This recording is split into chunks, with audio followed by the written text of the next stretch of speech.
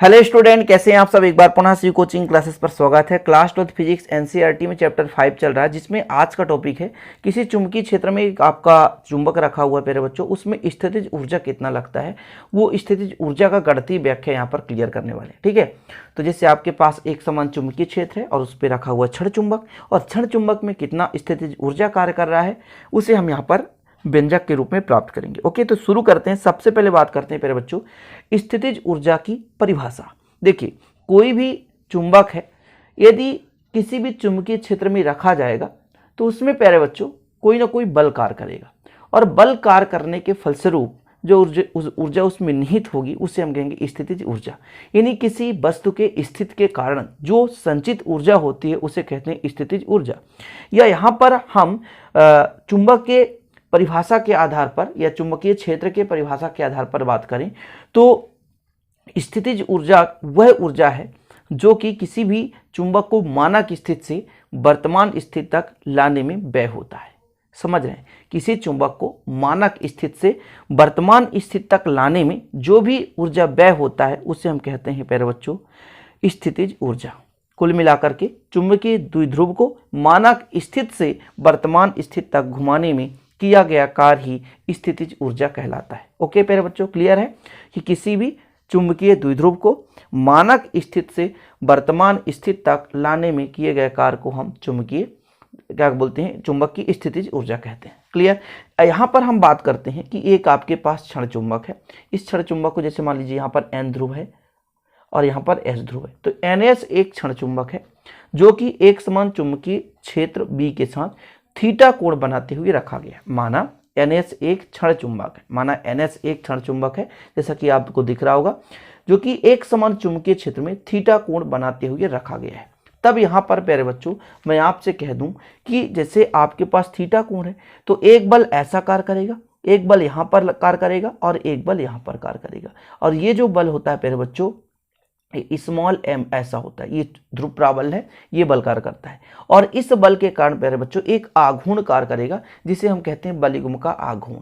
तो चुंबक पर दो बल कार्य करेंगे जो कि आघूर्ण का निर्माण करेगा, तो बलयुग्म आघूर्ण बन जाएगा। तो डायरेक्ट यहाँ पर लिखेंगे कि चुंबक पर कार्य करने वाले बलयुग्म का आघूर्ण। क्यों? क्योंकि इसके पहले हमने ये व्यंजक भी करा दिया है कि चुंबक पर लगने वाले बलयुग्म आघूर्ण के लिए व्यंजक। तो हो सकता है आप लोगों ने उस वीडियो को देखा हो, यदि नहीं देखें तो लिस्ट में आप जाकर के देख सकते हैं। ओके, तो यहां पर मैं लिख दूं प्यारे बच्चों कि चुंबक पर कार्य करने वाले प्रत्यानयन बलयुग्म का आघूर्ण। तो यहां पर आपको लिखना पड़ेगा चुंबक पर कार्य करने वाले चुंबक पर कार्य करने वाले प्रत्यानयन बलयुग्म का आघूर्ण। टाउ बराबर कितना होता है बलयुग्म का आघूर्ण? तो टाउ बराबर आपको लिखना है प्यारे बच्चों mb sin थीटा। तो टाउ बराबर आपको लिखना है टाउ बराबर capital M capital V sin theta, और इसको समीकरण 1 दे देना है। टाउ बलयुग्म आघूर्ण है, टाउ बराबर mb sin थीटा। ये क्या है? बलयुग्म आघूर्ण। ओके, और इसका मैंने बताया ना व्यंजक करा दिया, तो प्लीज आप लोग उसे देख लेना प्यारे बच्चों। जहां पर यदि मैं आपसे कह दूं कैपिटल M क्या है, तो कैपिटल M क्या है प्यारे बच्चों? चुंबकीय आघूर्ण है। ठीक है, चुंबकीय आघूर्ण कैपिटल M, और B क्या है? एक समान चुंबकीय क्षेत्र की तीव्रता है। ठीक, अब मैं यदि कह दूं कि चुंबक को हम घुमाना चाहते हैं तो पहले अल्प कोण घुमाएंगे। जैसे मैं कह दूं कि अल्प कोण घुमाएंगे तो जो किया गया कार्य होगा वो अल्प कार्य होगा। तो यहां पर थोड़ा सा लिखना है कि चुंबक को अल्प कोण d थीटा घुमाने पे किया गया कार्य। ठीक है, यहां पर लिख दो कि चुंबक को अल्प कोण, इसको चुंबक को अल्प कोण d थीटा घुमाने में किया गया कार्य।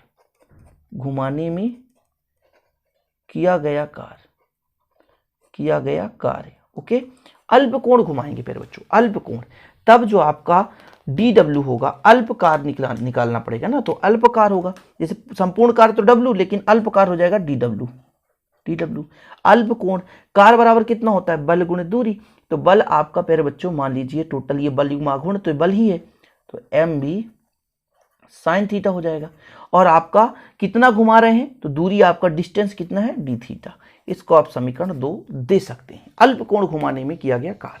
अब जो कि स्थितिज ऊर्जा होता है वो मानक स्थित को हम मान के चलते हैं π/2 और वर्तमान स्थित मान के चलते हैं थीटा। ठीक है, तो यहां पर लिखना है कि चुंबक को मानक स्थित, चुंबक को कहां से प्यारे बच्चों, चुंबक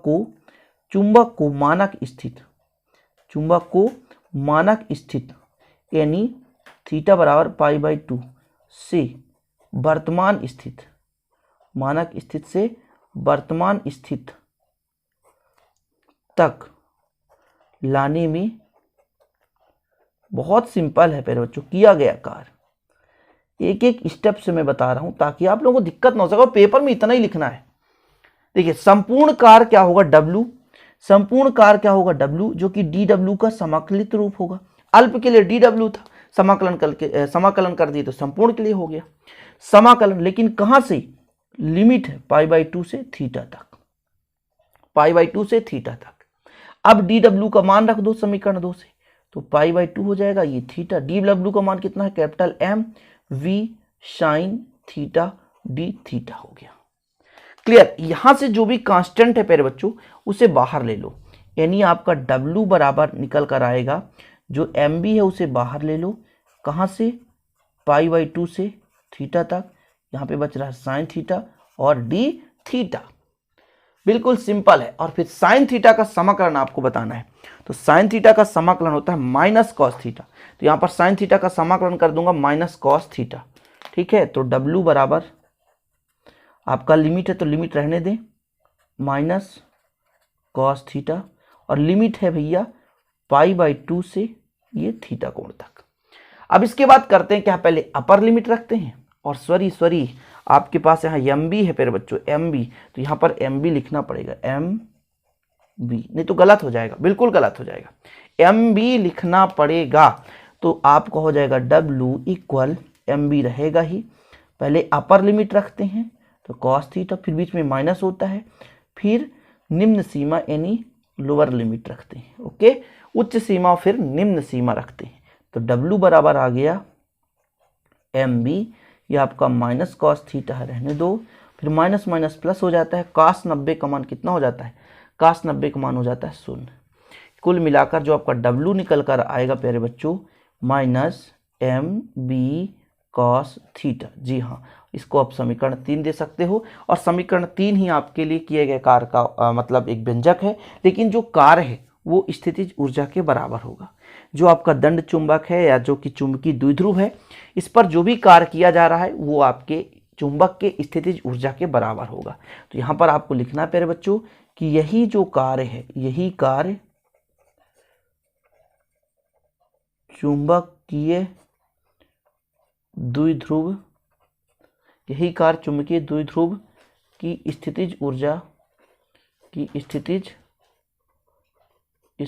ऊर्जा के बराबर होता है।